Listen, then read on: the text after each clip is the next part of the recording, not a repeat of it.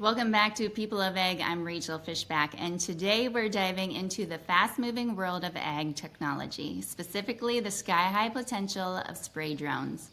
Joining me is Noah Freeman, Agronomy Innovation and Support Director at Keystone Cooperative. With more than 2 decades of experience driving innovation in the field, Noah has been at the forefront of bringing cutting-edge tools to the farm gate. Today we'll explore what's new and what's next in drone applications, some unexpected benefits of offering drone services, and what growers and retailers really need to know before investing in this emerging tech. Plus, Noah is leading the Spray Drone Workshop at Tech Hub Live in Des Moines, so whether you're flying into the event or just curious from home, you won't want to miss his insights on what to expect and where to find him at the show. So, welcome, Noah. Well, hey, thank you, Rachel. Glad to be here. Noah, you've spent more than 2 decades driving ag tech innovation. What's exciting you most about spray drones right now? I think we've hit the tipping point and moving towards more scalability.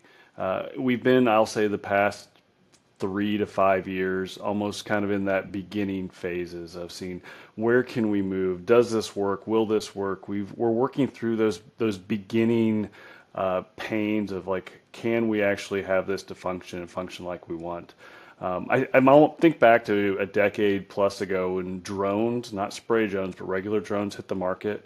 I was at conferences that 2014, 2015 time period, and you see conference rooms just full of people talking about drones, and it died off because at the time we had too much hype and it wasn't there. And I think we were with spray drones this way 3 or 4 years ago. And what happened in that other drone category is we got from 14 to 15 and 16, and then we hit 2017, 2018, and we got drones that could actually work. We could make them go. And today, I mean, here at Keystone Cooperative, we have 30 interns every year with the drone in their hands out crop scouting, not spray drone, but that's how quick in the past decade we went from something that was kind of a novelty and people were cramming into rooms trying to figure it out to now something that's easy and scalable. We've got through the regulation part and it's moving forward. So with spray drones, we're in that same boat. We have some regulations. We're still trying to figure out where's it going, how's it going to work. We went through some of those early pains and now we're starting to get scalable. We're not quite there yet. I mean, I think back to once again, thinking of drones, we're in the 2017-18 with regular drones moving forward with spray drones. So we're hitting that tipping point. What's one of the surprising benefits you've seen in offering drone services that people might not realize or expect? Yeah, well, I'm gonna talk about the regular drone side. Now, I mean, I can get an eye in the sky of a field anytime, right?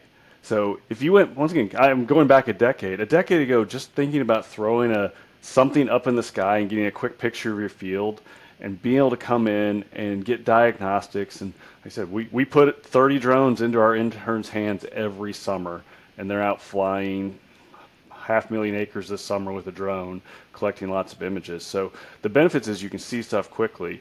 In the spray drones, the benefits are like we have them on call. It's a little different than a plane. I can get into corners. I can get into big fields. I can get into small fields. It's just how versatile it can be. What are some of the unexpected or unappreciated things that drone people need to know about their drones or potential people wanting to purchase a drone? The purchasing of the drones is the easy part. Like you can go and buy them. That's simple. And actually that initial learning to fly is the easy part in spray.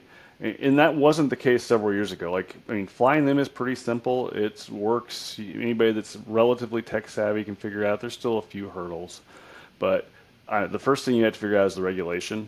I mean, there is a number of licenses and regulations, both as far as a pesticide license and license from the Federal Aviation Administration that you have to get, and both for the pilot and the company offering them. So there is a number of hurdles that you have to go through before you ever start legally flying. And there's even some other hurdles once you start flying from a regulatory purpose. Every time you make a flight, you actually have to put in a request to the FAA for a NOTAM, notice to airman, that you're going to go make this flight. So there's a lot of little paperwork regulation things that a lot of people don't think about and just say, hey, I'm going to go get a drone and fly. You can do that, but you're not legal, and the penalties can be quite severe if you actually get caught. What are questions people should ask before choosing a drone provider or choosing a drone for their operation? Yeah, I think if a ag retailer wants to do it themselves, they have to realize that the drone they buy this year has a 2-year life.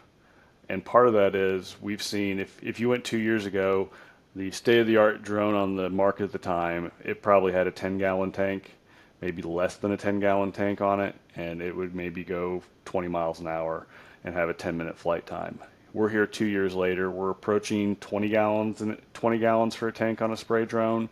You can go 40 miles an hour. So the advancement of technology, it's going to be different than what an ag retailer's used to in buying their normal sprayer or fertilizer spreader, where you're looking at least a 7-year life on those things. So quickly, you're going to have to say, this drone in 2 years, it maybe looks fine and it functions fine, but it's not going to meet the specifications, and we're going to have to get rid of it. So those are things to think about as you think through it. You also have to think about, how do you get people through this? Every drone crew takes at least 2 people. It takes a pilot. It then takes somebody that's going to be filling it. How do we work through that logistically with people? And there's some big hurdles, whether you're going to keep it in-house, you're going to outsource it, or how do you outsource it? How do you make sure your outsourced partners are legal? So there's just a lot of hurdles you have to walk through as you're looking to go through this. You're helping lead the spray drone workshop at Tech Hub Live. What should attendees expect to walk away with once coming to your sessions? I think I'm going to give them all the details, the nitty gritty of what's good and bad. How do you make this scale? How do you look at different providers? What's the pros and cons of going certain directions? And maybe even, like, if you don't do this, how you're going to miss out. Where does this leave you? And I think for a lot of us ag retailers, if we're not in the spray drone game, we're going to be missing out, and business is going to leave us. So hopefully they'll get a real true sense of what it takes to actually make this happen, and then how do we actually look forward in the future to scale and to hit, like I said, I think we're at that tipping point. How do we keep our eye on the prize, so when that real tipping point comes where we're moving completely away from planes or other spray rigs and it's drones out there, how are we prepared to make this scale, to not go from a small amount of our acres doing post fungicide or even doing some herbicide applications, but how do we get to that next point where it's, I don't know, 50% of our acres are done this way or more? And we were chatting earlier. You've been going to Tech Hub Live for several years. What do you enjoy about this seminar or the whole conference? Yeah, a lot of it is just the networking, getting to talk to people that you don't see. Maybe you're on a Zoom call with them or a Teams call or whatever you're doing. You're working with remote. You get to sit there. You get to meet with them. You get to talk to them. I'm a big person to sit there in conferences, and it gives me ideas. As I sit there and I listen to what other people say, ideas come to me, and then I'm able to take them back and think. So it's that time to say, okay, I'm not doing my regular job. I can now think about what can we innovate on, and really using other people's innovation for that. And for people attending the show, where can they find you, and what time is your seminar? Oh, I wish I knew that. I believe it's Wednesday at 12:30. I don't have a booth, so I'll be hanging around, walking around the trade show. So I will be there the whole time. So feel free to come up and ask me any questions on spray drone or agronomy technology. And how can they get a hold of you professionally if they have questions that they'd like to ask directly? Yeah, the best way, my Keystone email is noah.freeman@keystonecoop.com, and I'm more than happy to answer any questions on spray drones or ag technology in general. Well, thank you, Noah, and thank you for taking the time to talk about your upcoming seminar. Thank you very much.